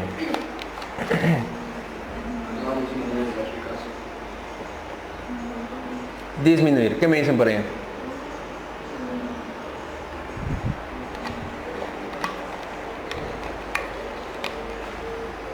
La respuesta depende, ¿ya? Pero en general la idea que se tiene es la siguiente.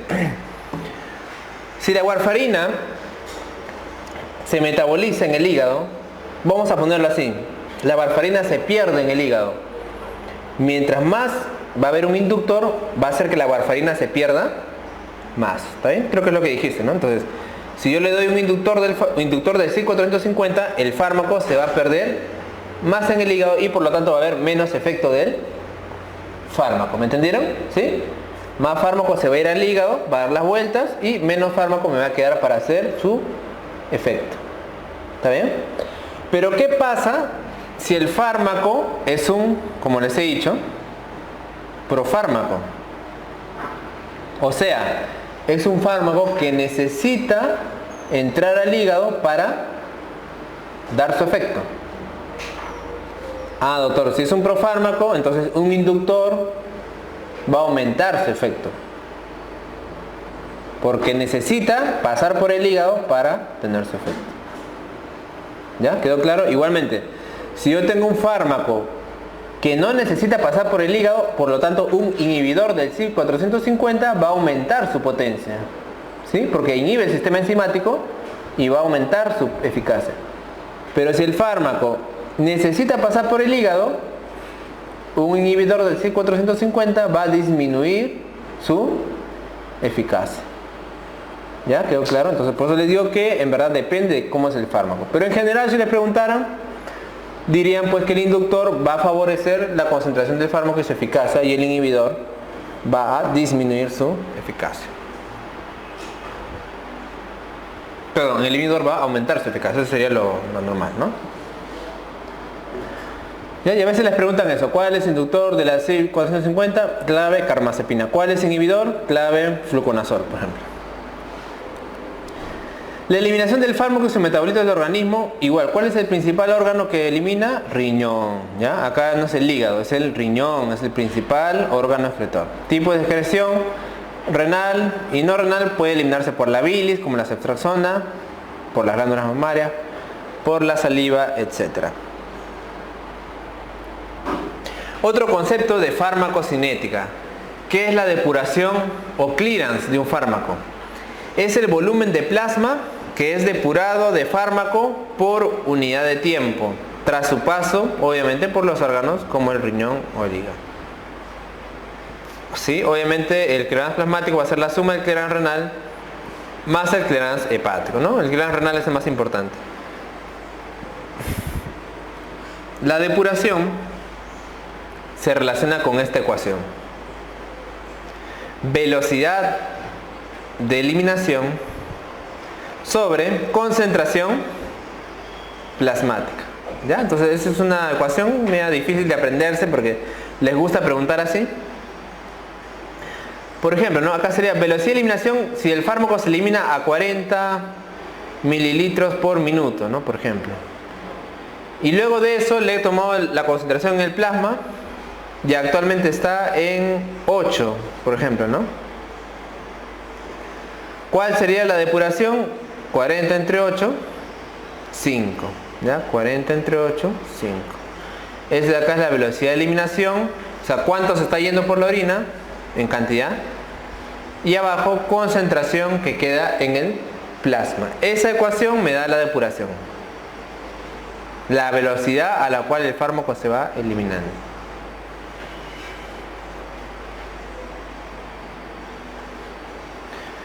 Tiempo de vida media o semivida, otro concepto importante, no es el famoso tiempo de vida media, también representado así. Tiempo de vida media, esa es su abreviatura. Es el tiempo necesario para que la concentración del fármaco se reduzca a la mitad. Tiempo necesario para que la concentración del fármaco en la sangre se reduzca a la mitad. ¿Listo? Entonces, tiempo de vida media me dice 2 horas. ¿Qué quiere decir? Que en 2 horas el fármaco se reduce a la mitad. Ese es el tiempo de vida media. ¿Ya? Y ese es un parámetro que también, como les digo, todos los fármacos tienen. Cada fármaco tiene su tiempo de vida media. Será 3 horas, 4 horas, 8 horas. Y me sirve más o menos para saber cuánto dar la frecuencia de dosis. Si el tiempo de vida media es más pequeño, obviamente voy a dar la dosis cada más rato, ¿sí? Si el tiempo de vida media es recontra largo, puedo dar el fármaco menos veces al día. ¿Está bien? ¿Sí? Entonces si me digo, acá tengo un antihipertensivo que tiene un tiempo de vida media de 2 horas y acá tengo otro antihipertensivo que tiene un tiempo de vida media 24 horas, ¿cuál me va a convenir? El segundo, ¿sí? Porque es un fármaco que doy una sola vez y me dura más tiempo. ¿Está bien? Eso se llama tiempo de vida media o semivida de un fármaco. Pero cuando les pregunten por el concepto, ustedes van a decir el tiempo para que la concentración del fármaco se reduzca a la mitad. Ya, ese es el tiempo de vida media. ¿Para qué me sirve el tiempo de vida media? Para más o menos saber cuál es el intervalo que voy a dar el fármaco. Cada 2 horas, cada 8 horas, etc. Muy bien, ¿ya? Entonces estos conceptos que hemos hablado, todo es farmacocinética. ¿Quedó claro? ¿Sí? Hemos hablado de lo principal: liberación, absorción, distribución, metabolismo y excreción. ¿Ya? Ahora vamos a hablar de los conceptos de farmacodinámica. Hemos dicho, farmacocinética estudia lo que el cuerpo le hace al fármaco. Ahora vamos a explicar lo que el fármaco le hace al cuerpo. ¿Cómo actúa el fármaco en el cuerpo? Eso hablamos en la primera clase. ¿Qué les dije? ¿Se acuerdan?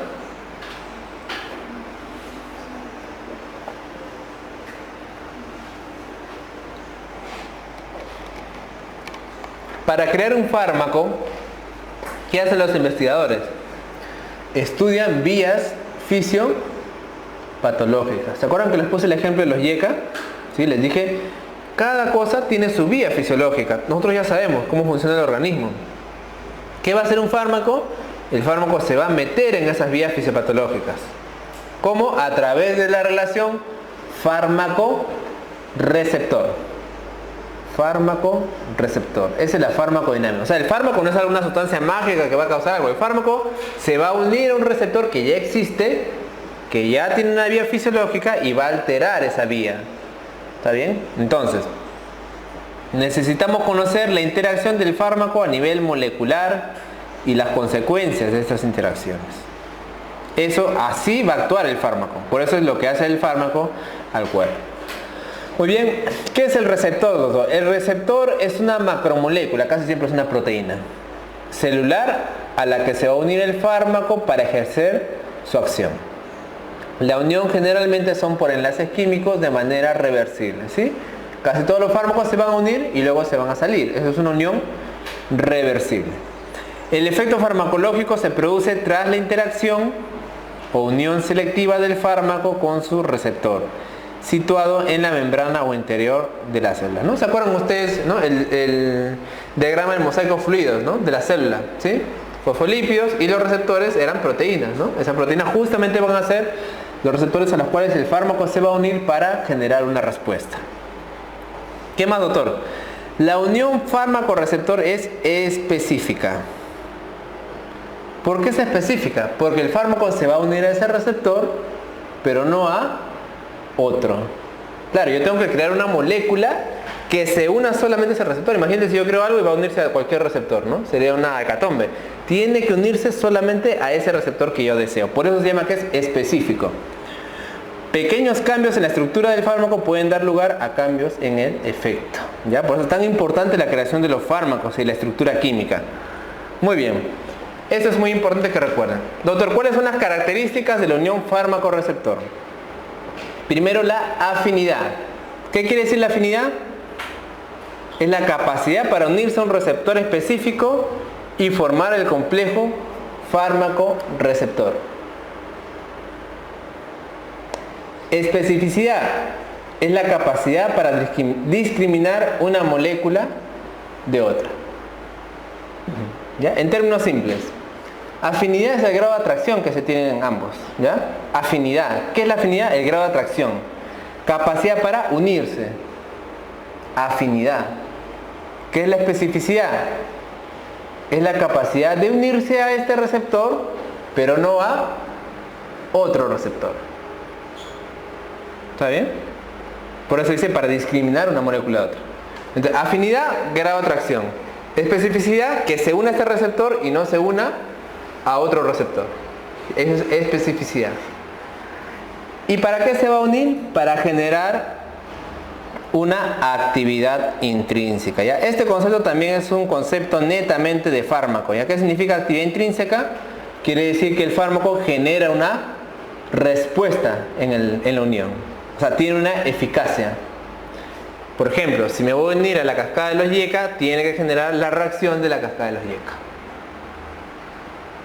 Tú me dirás, pero ¿para qué se va a unir si no va a generar ninguna respuesta? Ahora vamos a ver que hay algunos fármacos que justamente hacen eso, ¿ya?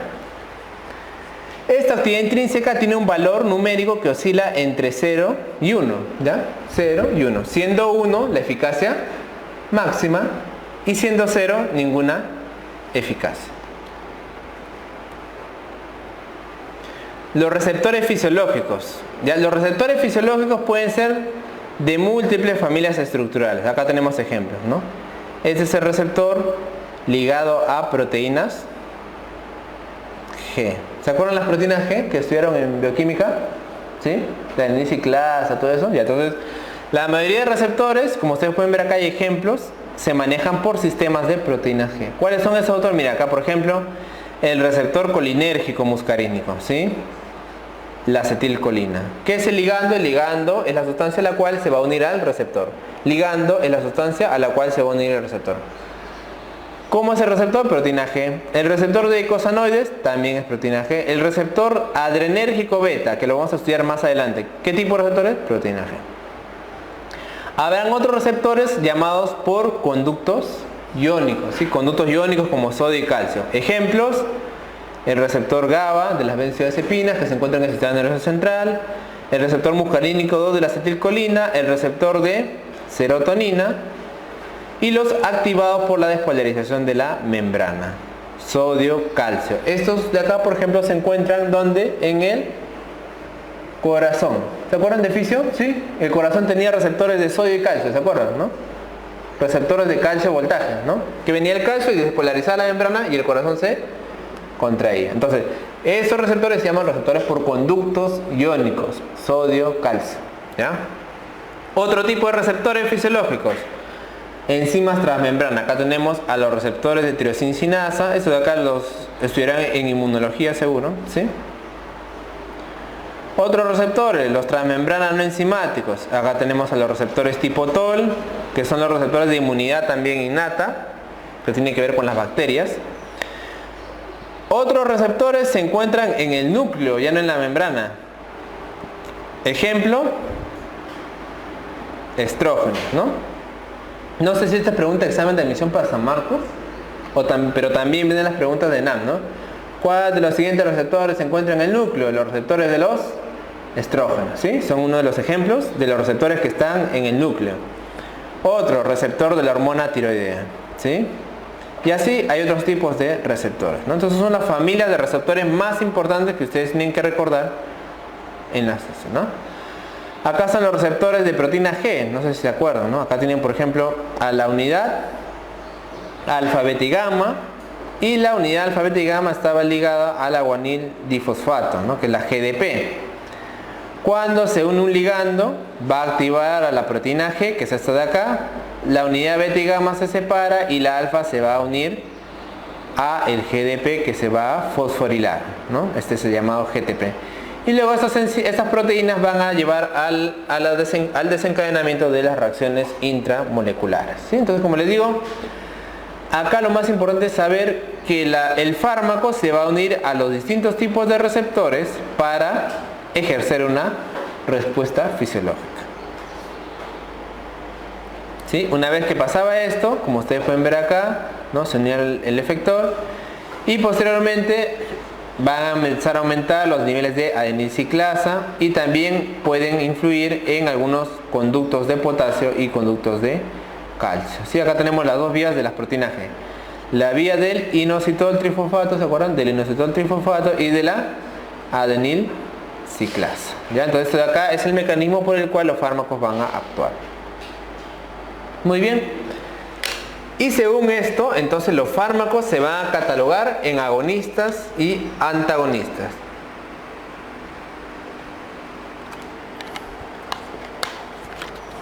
Y ese es un concepto netamente de farmacodinámica, ¿ya? Muy importante, acuérdense por favor.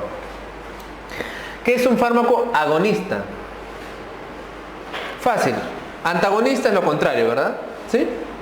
Antagonista es el que tiene el efecto contrario. Y el agonista va a ser el que tenga el efecto del fármaco. Por ejemplo,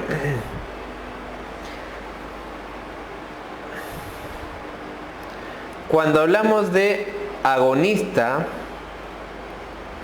adrenérgico, nos vamos a referir a un fármaco que tenga similar función que el sistema adrenérgico. ¿Cuál es el ligando principal del sistema adrenérgico?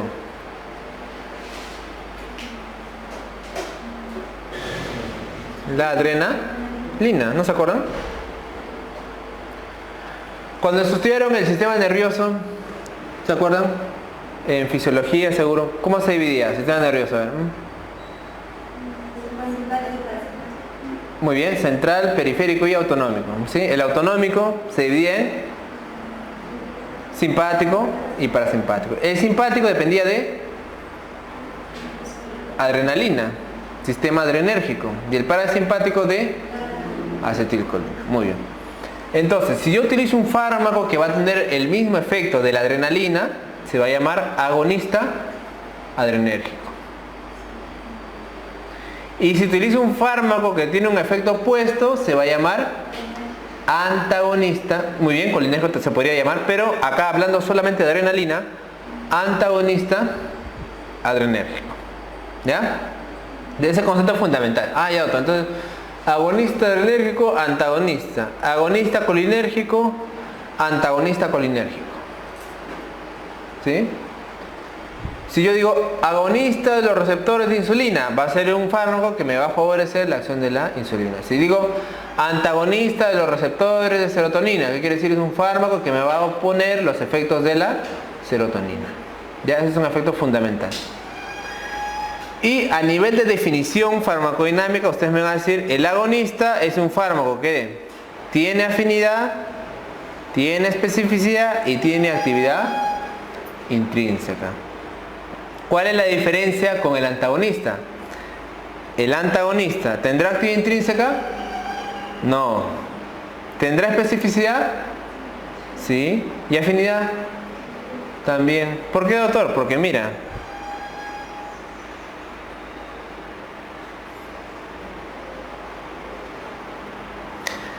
el agonista, ese es el receptor de adrenalina.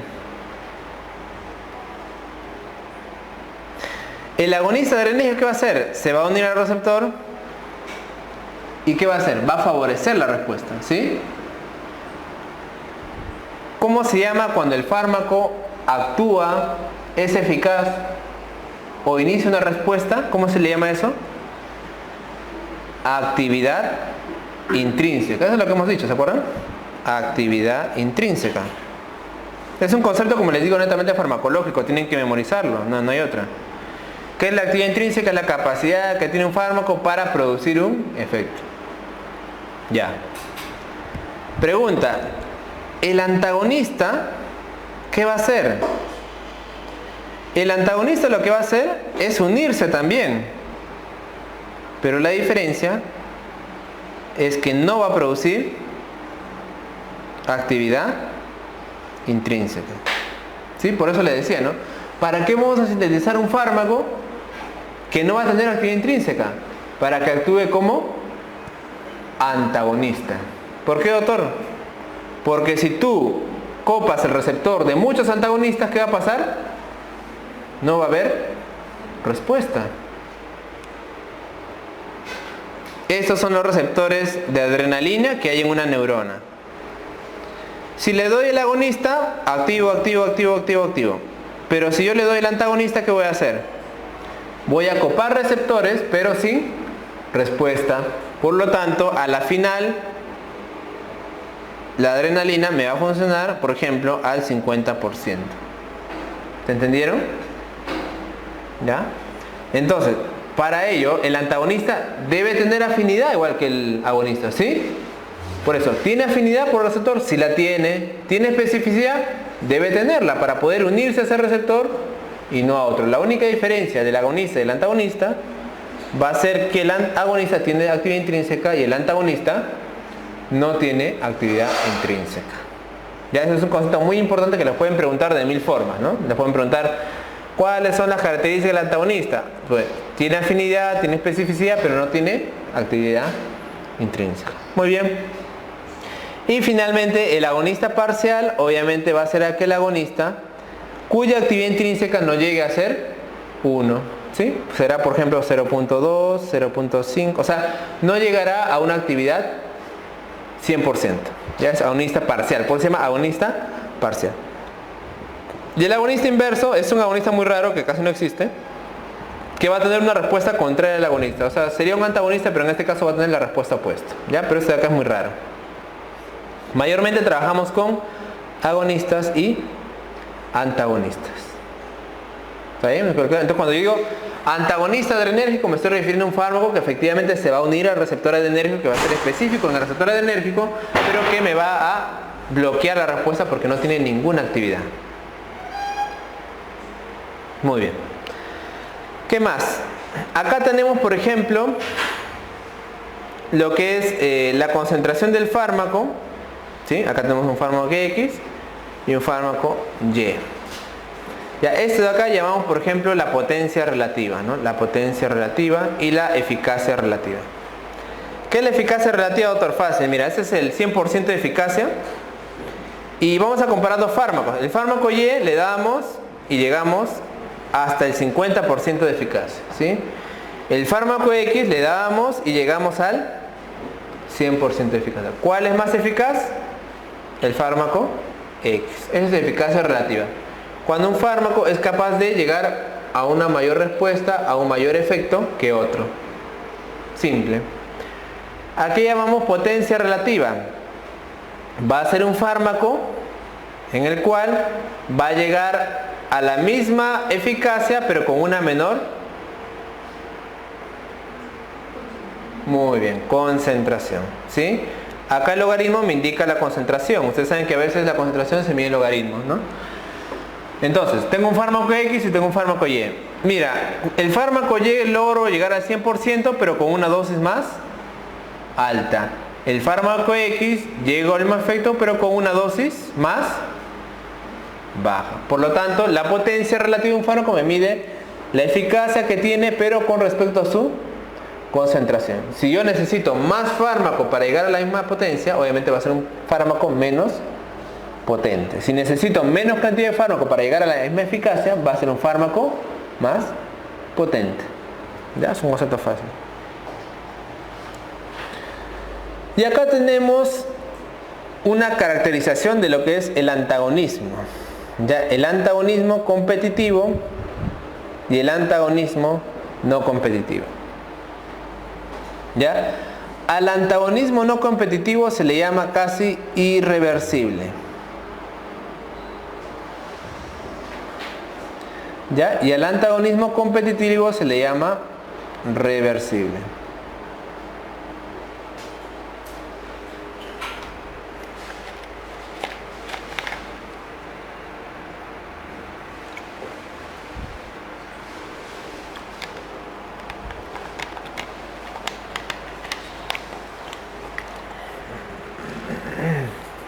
Bueno, yo les he puesto estas gráficas solamente para que entiendan, porque en verdad esto acá no es tanto aplicativo.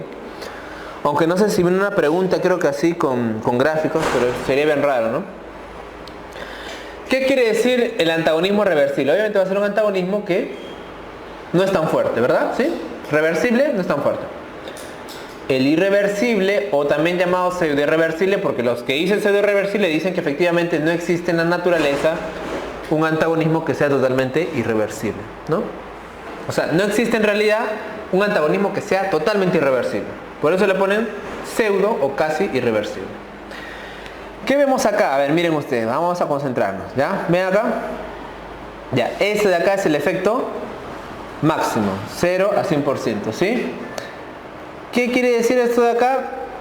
Quiere decir la concentración de agonista. La concentración de agonista, ¿ya?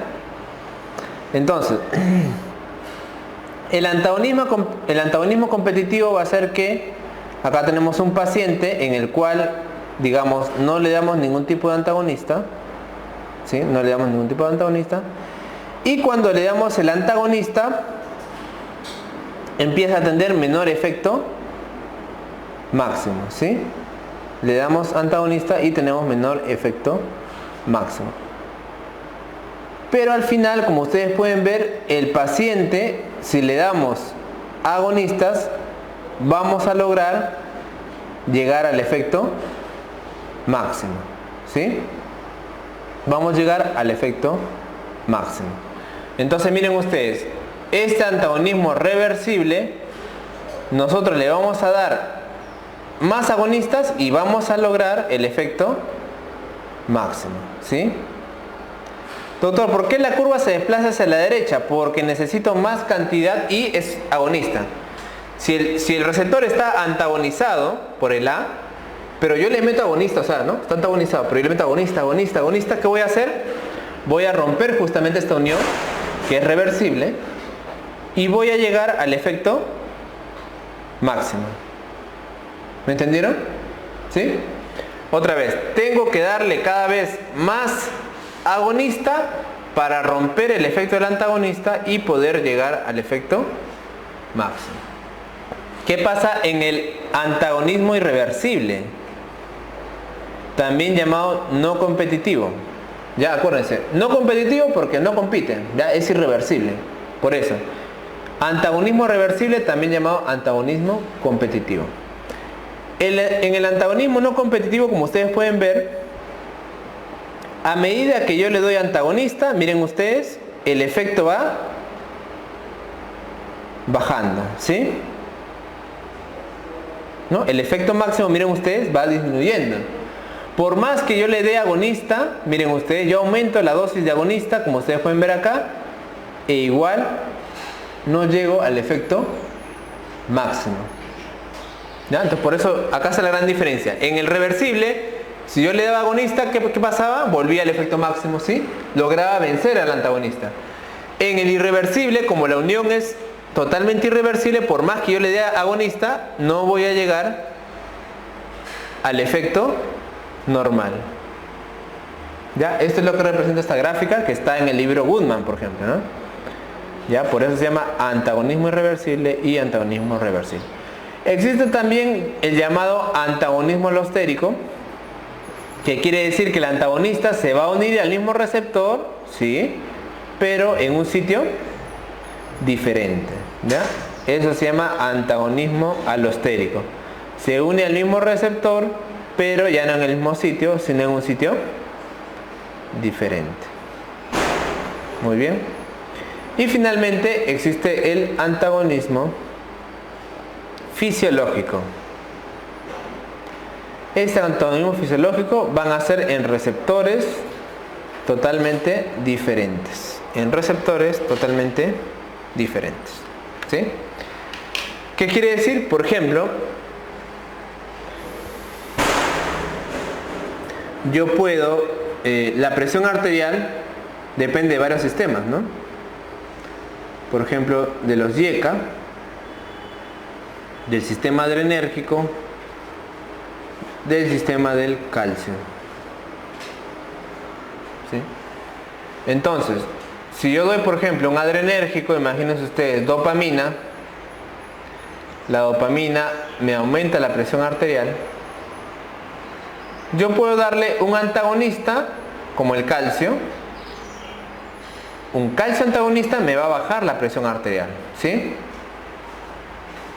Por lo tanto, se comporta como un antagonista. Mejor dicho, le voy a dar un fármaco que va a tener el efecto contrario, pero que no va a ser de la misma vía fisiológica, sino de otra vía, ¿sí? Entonces, la dopamina aumenta la presión por la vía adrenérgica. Le voy a dar un calcio antagonista que me baja la presión, pero por la vía del calcio. ¿Ya? A eso de ahí se le llama antagonismo fisiológico. ¿Ya? Un antagonismo que no se da en la misma vía, que no se da obviamente en el mismo receptor, pero por otro camino puede tener un efecto opuesto. Muy bien. Este concepto que me dice, hay un concepto también que se llama índice terapéutico. El índice terapéutico, ¿qué quiere decirme? Es la relación entre la dosis letal 50 y la dosis efectiva 50.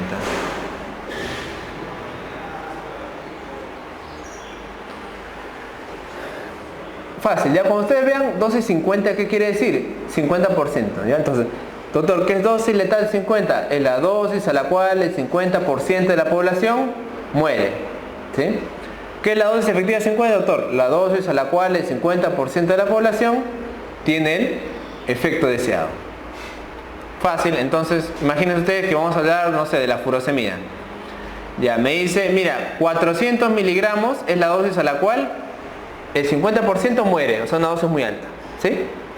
Y 100 miligramos es la dosis a la cual el 50% de la población tiene una respuesta terapéutica, que es la que yo quiero. Lo divido y me sale 4. Entonces 4 es el índice terapéutico. ¿Ya? Por lo tanto, otra vez, el índice terapéutico me convendrá que sea grande o que sea pequeño. Que sea muy grande, ¿no? Mientras más grande tiene el índice terapéutico de un fármaco, quiere decir que hay mayor distancia entre su dosis letal y su dosis efectiva. ¿Ya? Más diferencia entre su dosis letal y su dosis efectiva. Muy bien.